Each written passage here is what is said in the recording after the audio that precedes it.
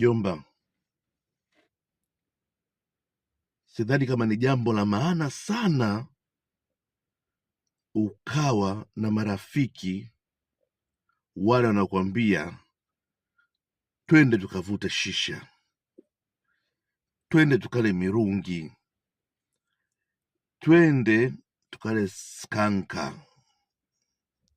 Hebu cut off au kind, yani aina hiyo ya marafiki, hebu achana nayo kabisa.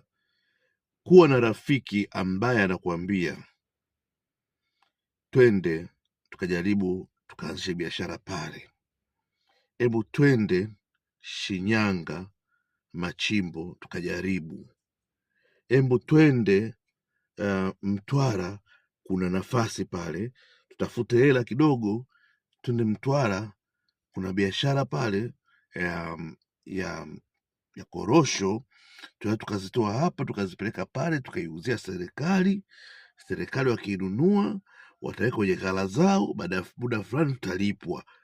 Anakushika mkono tuondoke. Huyo sasa ndio rafiki wa ukweli.